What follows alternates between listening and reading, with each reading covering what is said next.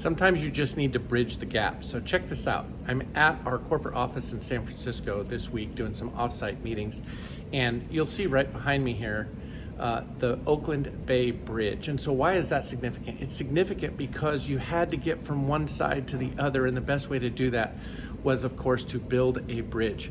You know, a lot of what we do right now is try and figure out how do we best help our clients. And sometimes you just have to find a way to go from A to B, and what are the client's needs? Maybe debt consolidation, maybe home improvement. Anyway, I just want to challenge you all to think, get outside the box, think additional product mix.